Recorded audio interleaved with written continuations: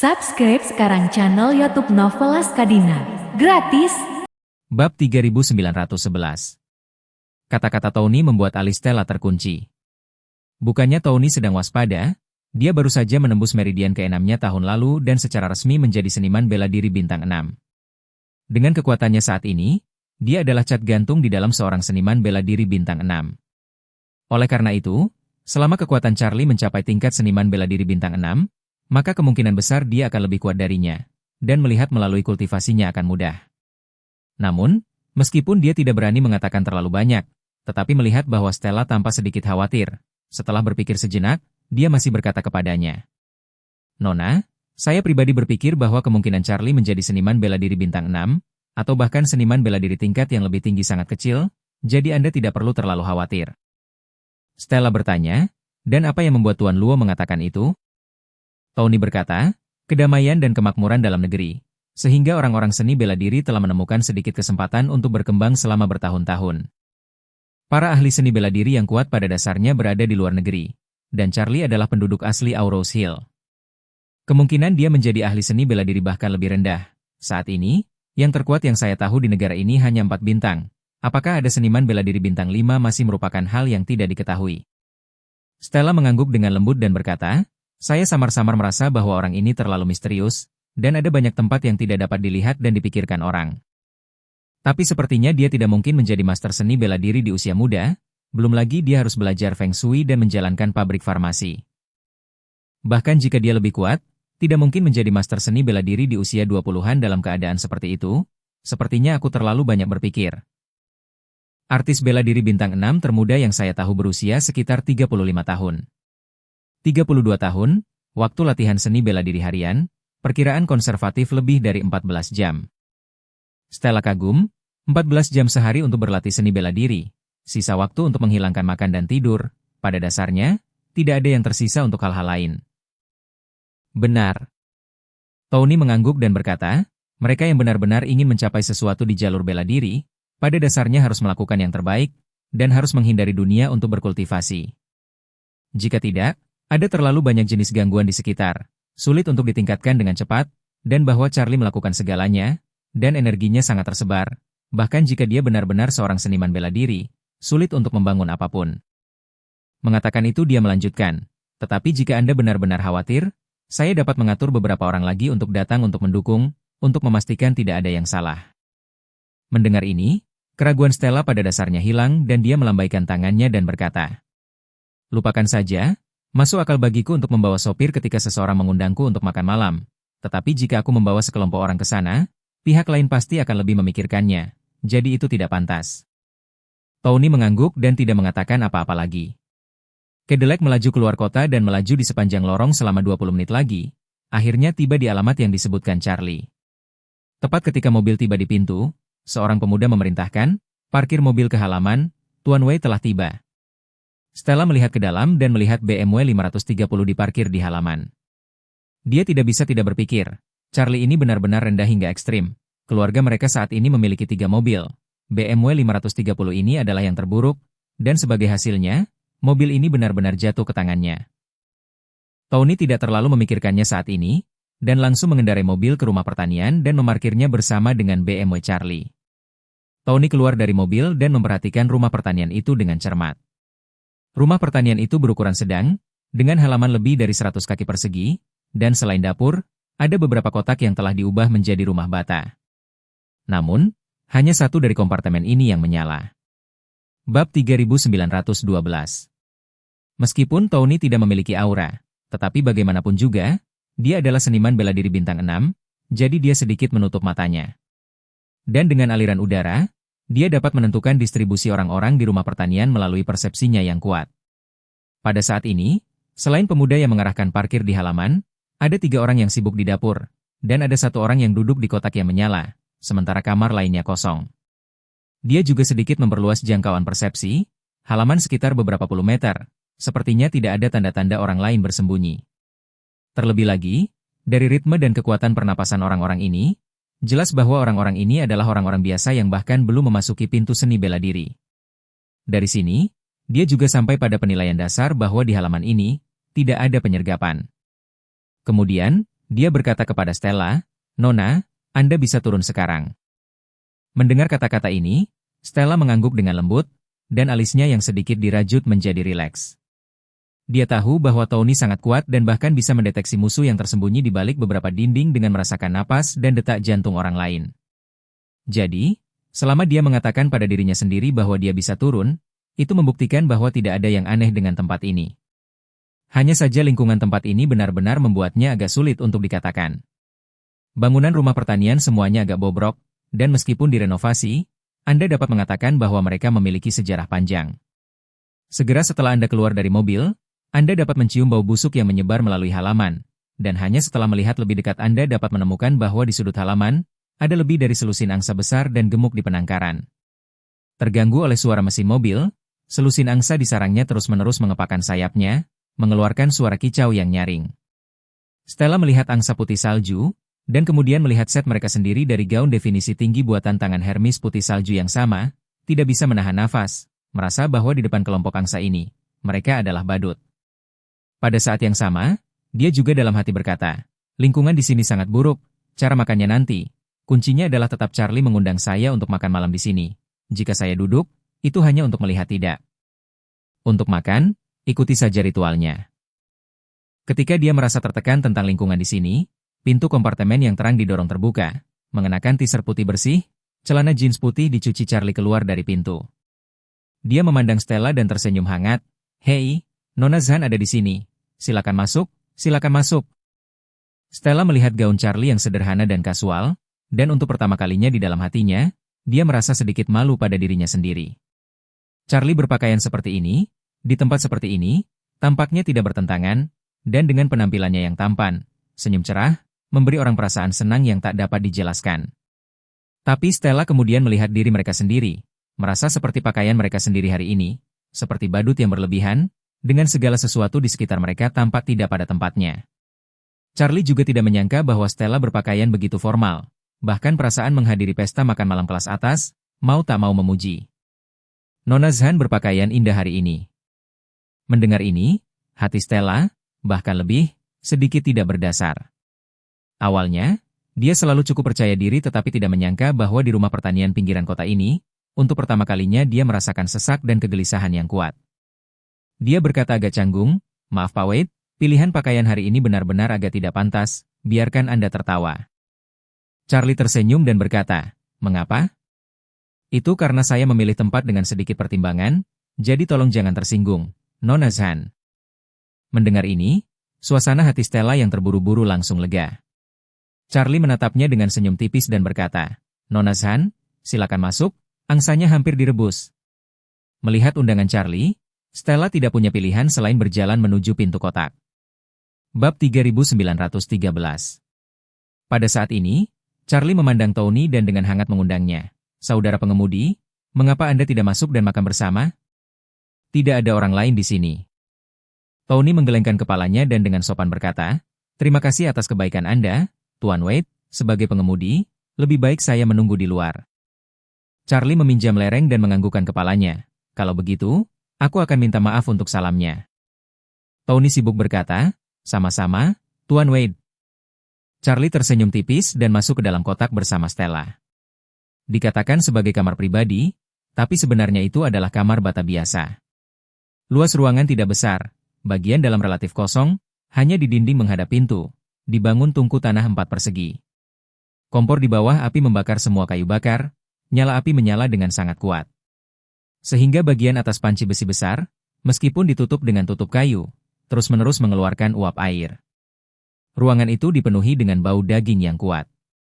Entah kenapa, begitu Stella mencium aroma daging yang kuat dengan rasa pedas ini, mulutnya mulai mengeluarkan air liur tak terkendali. Dia mengeluarkan sebotol kecil air mineral dari tas, dengan lembut menyesap untuk menutupi rasa malu. Pada saat yang sama, dia bertanya-tanya dalam benaknya, daging angsa ini baunya sangat harum, tetapi nasi yang dimasak di tempat seperti ini, apakah benar-benar enak? Sementara dia ragu, Charlie menunjuk ke salah satu kursi, berkata kepada Stella, "Nona Zhan, silakan duduk. Saya tidak tahu apakah makanan di sini sesuai dengan selera Anda. Saya awalnya ingin mencari restoran barat kelas atas, tetapi saya mendengar orang mengatakan bahwa makanan Prancis adalah Rolls-Royce dari makanan barat. Jadi saya kira Anda dibesarkan di Prancis keturunan Cina. Makan makanan barat di tempat seperti Aurosil, pasti terasa seperti mengunyah lilin. Jadi sederhananya aku ingin kamu mencoba makanan khas setempat. Aku harap kamu tidak keberatan. Jika kamu tidak menyukainya, katakan saja, ayo pergi ke kota sekarang. Masih waktu untuk mengubah restoran. Charlie melontarkan omong kosong agar hati Stella sedikit lebih tersentuh. Dia berpikir bahwa Charlie benar-benar dipikirkan dengan baik, tetapi tidak tahu bahwa Charlie hanya mengambil keputusan. Dia tidak mencari tempat makan makanan barat di Aurosil, dan dia tidak siap untuk membawanya ke restoran lain. Namun, Stella tidak menyangka bahwa Charlie hanya bermain-main, dan ketika dia tersentuh, dia tersenyum sedikit dan berkata dengan sopan. Pak, Wei terlalu sopan, saya sebenarnya ingin mencoba beberapa makanan khas yang belum pernah saya coba sebelumnya. Charlie mengangguk dan tersenyum, itu benar, ini makanan khas lokal. Dengan itu, dia mengulurkan tangan dan mengangkat tutup panci, dan ketika awan besar uap air bergulung dan naik ke langit-langit, aroma daging yang lebih kuat keluar. Stella juga melihat apa yang mendidih di dalam panci, itu adalah panci berisi daging angsa yang telah diwarnai dengan saus, terus-menerus digulung, di samping beberapa bunga lima tebal yang berlemak dan kurus. Tumbuh di Amerika Serikat, Stella jarang makan daging babi. Dua jenis daging yang paling sering dia makan adalah daging sapi dan ayam. Dan pada ayam, dia hanya makan dada ayam rendah kalori. Satu-satunya daging babi yang akan dia makan dalam hidup adalah daging olahan, jadi dia hampir tidak memiliki selera untuk jenis pancetta berlemak ini. Namun, ketika dia melihat potongan besar daging babi yang digulung di dalam panci, dia sebenarnya ingin merasakan seperti apa rasanya daging babi ini. Melihat dia agak tercengang, Charlie memberinya sepotong daging angsa dan meletakkannya di piring di depannya, berkata sambil tersenyum. Aku takut wanita sepertimu akan khawatir tentang citranya saat makan daging angsa. Jadi saya secara khusus meminta juru masak untuk memotong daging menjadi potongan-potongan kecil, sehingga Anda dapat mencoba rasanya terlebih dahulu. Mengatakan itu, Charlie buru-buru menjelaskan lagi, oh ya, aku belum pernah menggunakan sumpit ini, tidak apa-apa. Bab 3914. Tidak. Stella buru-buru menggelengkan kepalanya untuk sementara waktu, melihat Charlie begitu aktif untuk hidangannya sendiri, hatinya tidak bisa menahan rasa malu seperti gadis. Charlie saat ini memotong sepotong pancetta lagi, meletakkannya di piringnya, berkata, pancetta rebus dari angsa itu enak, pancetta itu sendiri lebih enak, cobalah. Selain itu, ada juga kacang kering yang direbus di sini juga enak, hidangan seperti ini, kamu benar-benar tidak bisa makan di Prancis. Stella melihat piring kecil di depannya ditumpuk dengan makanan oleh Charlie, hatinya malu sekaligus tersentuh. Dia jarang makan sendirian dengan anak laki-laki, jadi perasaan diperhatikan oleh lawan jenis ini adalah pertama kalinya. Jadi, dia dengan tersipu mengangguk dan berkata, Tuan, Wade, Anda tidak perlu menyajikan saya piring, Anda sendiri belum makan sampai sekarang. Charlie tersenyum berkata, jangan terburu-buru, saya pikir jika saya menggunakan sumpit ini, saya tidak akan bisa memberi Anda piring. Mengatakan itu dan memberinya sepotong daging angsa dengan kulit dan berkata, sebenarnya, makan angsa, yang terbaik adalah makan daging ini dengan kulit dan itu paling harum, Anda cepat mencicipinya. Stella mengangguk, dengan hati-hati memasukkan potongan daging ini ke mulut dan meniupnya dengan lembut, dan dengan bibir tipis menguji suhu dengan hati-hati, dan baru kemudian memasukkannya ke dalam mulut dengan lembut mengunyah. Rasa ini tidak masalah, mata Stella tiba-tiba berkaca-kaca, dia merasakan aroma yang kaya memenuhi mulut dan lidahnya. Panci besi berbahan bakar kayu ini direbus lama sekali sampai keluar aromanya, belum pernah dia cicipi di Amerika Serikat, langsung dia kagum dengan langit.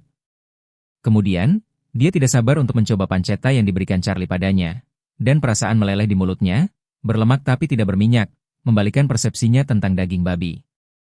Namun, yang paling mengejutkannya adalah dadi kacang kering yang tidak mencolok di dalam pot.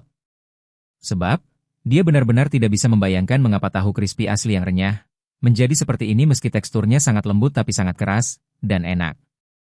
Charlie juga tidak menyangka bahwa wanita yang kembali dari negara asing, memakan angsa rebus panci besi, kecepatannya bagus, jadi dia buru-buru memanggil juru masak lagi, menggunakan tepung jagung di dalam pot untuk menempelkan lingkaran kue jagung. Tidak menyangka bahwa kue gandum kasar sederhana ini, tetapi sekali lagi menyegarkan persepsi Stella, sehingga dia memuji. Charlie sambil antusias membawa Stella untuk makan, sambil melihat waktu, sudah jam 7.30, meskipun ada tirai di dalamnya, tetapi juga bisa dilihat di luar langit sudah gelap. Charlie merasa bahwa saat ini, hampir merupakan waktu terbaik untuk bergerak pada seniman bela diri bintang 6 di halaman itu. Dia berencana menggunakan alasan pergi ke toilet untuk meninggalkan kotak, langsung pergi ke halaman, mengendalikan seniman bela diri bintang 6 dengan kecepatan tercepat, dan kemudian meminta Orvel langsung memuatnya ke dalam mobil dan membawanya pergi. Jadi, dia mengirim pesan teks ke Orvel dan memintanya untuk mengemudi sekarang. Orvel sedang menunggu di pinggir jalan 2 kilometer jauhnya dengan 2 anak buahnya saat ini. Ketika dia menerima pesan teks Charlie, dia segera menginstruksikan anak buahnya di kursi pengemudi. Berkendara, ayo pergi ke sana sekarang. Anak buahnya segera memasang gigi mobil dan mengusirnya. Tepat ketika Charlie berencana mencari alasan untuk keluar, ponselnya tiba-tiba menerima panggilan dari Joseph. Pada saat ini, alis Charlie sedikit berkerut, dan dia berpikir dalam hatinya bahwa itu pasti karena jaringan intelijen Joseph sudah mendapatkan berita itu. Jadi, dia langsung mengangkat telepon dan secara alami berkata kepada Stella, "Nona San, saya akan keluar untuk menerima telepon." Stella tidak meragukannya, mengangguk, dan berkata, "Tuan Wade, tolong buat dirimu nyaman." Charlie mengambil telepon dan pergi ke halaman. Kali ini, pengemudi dan pengawal Stella, Tony, masih berdiri tak bergerak di pintu Cadillac. Charlie melirik Tony, dia tahu betul bahwa dengan status Tony sebagai seniman bela diri bintang 6, selama dia mengangkat telepon, Tony pasti bisa mendengar suara Joseph dan apa yang dia katakan di telepon. Namun, Charlie masih mengangguk pada Tony dengan sangat tenang, lalu langsung menekan tombol jawab dan berkata dengan acuh tak acuh, "Joseph, apakah Anda mendapat hasil tentang masalah yang diminta untuk Anda selidiki?" Bab 3915. Ketika Charlie mengatakan ini, Tony tidak merasakan sesuatu yang aneh. Namun, karena Stella memberikan perhatian ekstra pada Charlie, dia juga membuka telinganya, siap mendengarkan percakapannya dengan pihak lain untuk melihat apakah dia bisa mendengar informasi yang berguna. Pada saat ini, Charlie melirik Tony, dan ketika keempat mata bertemu, dia memegang telepon di satu tangan dan mengangkat tangan lainnya ke arahnya. Tony tidak terlalu memikirkannya dan tanpa sadar mengangguk sebagai salam. Pada saat ini, Charlie sudah berjalan ke arahnya. Pada saat yang sama, dia mengeluarkan sebatang rokok dari sakunya dengan tangan kanannya dan memberi isyarat untuk memasukkannya ke dalam mulutnya. Merokok sambil menjawab telepon adalah hal biasa bagi banyak orang, jadi Tony sama sekali tidak terkejut. Namun, yang tidak dia ketahui adalah bahwa Charlie tidak merokok sama sekali, dan sekotak rokok di sakunya juga merupakan sesuatu yang diminta Charlie kepada Antek Orvel sebelum mereka datang. Pada saat ini, penelepon, Joseph, membuka mulutnya dan berkata, "Tuan Wade, jaringan intelijen memiliki informasi yang tepat kembali, bahwa Zanfeyer yang ingin Anda periksa, nama aslinya adalah Stella Fay, seorang wanita dari keluarga Fay." Setiap kata yang diucapkan Joseph jatuh dengan jelas ke telinga seniman bela diri bintang 6 Tony. Ketika dia mendengar dua kata, Stella Fay, seluruh muridnya langsung menyusut dengan hebat. Segera setelah itu, dia menatap Charlie dengan tatapan penuh permusuhan dan aura membunuh.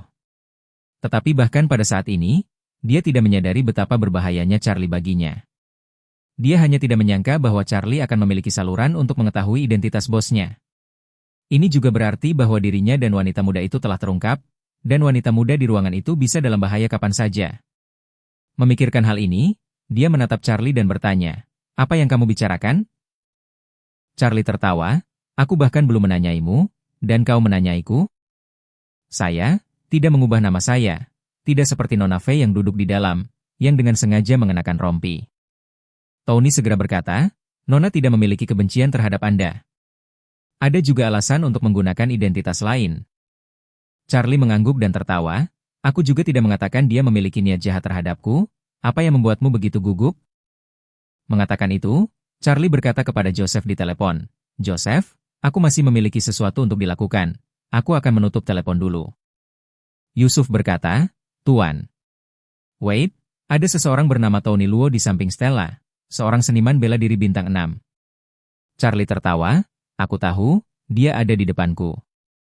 Joseph di ujung telepon sedikit membeku, dan kemudian tertawa, "Maaf Tuan Wade, bawahan Anda yang terlalu banyak berpikir."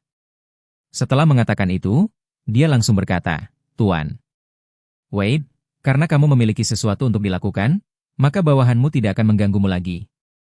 Percakapan antara dua orang itu secara alami didengar oleh Tony, yang tidak bisa menyembunyikan kegugupannya saat dia bertanya kepada Charlie.